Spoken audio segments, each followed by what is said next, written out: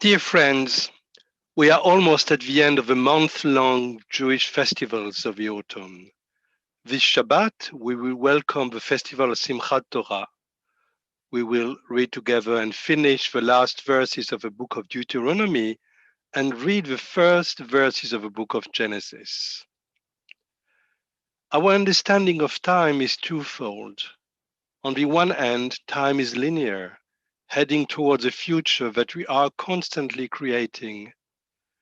We use the expression of messianic times to describe a moment when, in Judy Chicago's words, everything will be called Eden once again.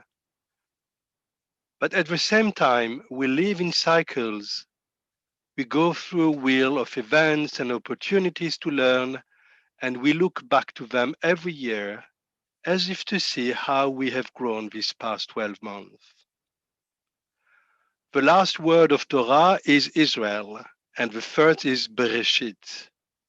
The last letter of Torah is a Lamed, and the first a Beit, which can also be read Veit.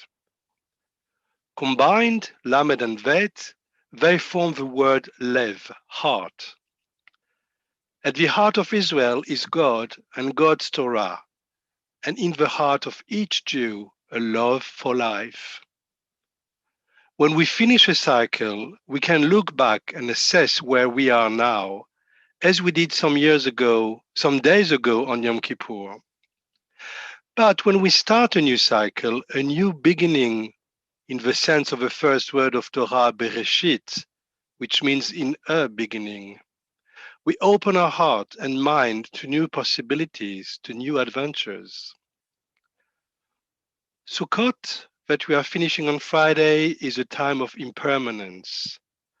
But it's also a time when we think about the ushpizin, the guests we host under our sukkah.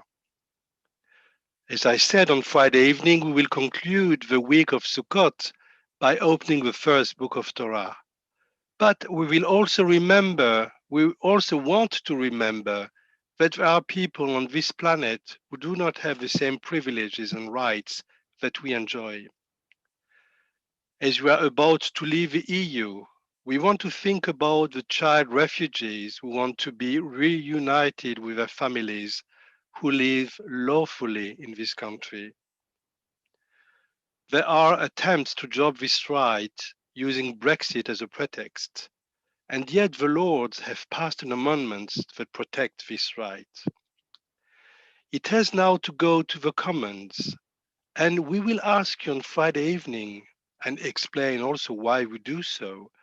We will ask you to petition your MPs to vote in favor of these unaccompanied children who are suffering from being torn apart from their families and who are living in dire circumstances.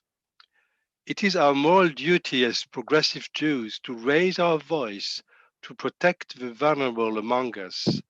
And I hope many of you will be there on Erev Simchat Torah to discuss this matter. Simchat Torah is also the occasion to invite people to say the blessings of above Torah readings. And this year, I have decided to invite Craig Simmons, our chair, to thank him, and through him the council and all the team that have helped to build Careless online presence.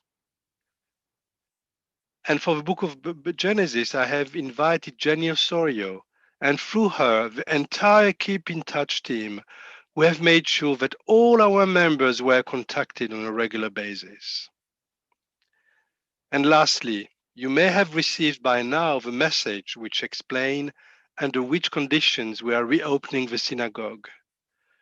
We have worked hard on a risk assessment to make sure that you are safe whilst in the building.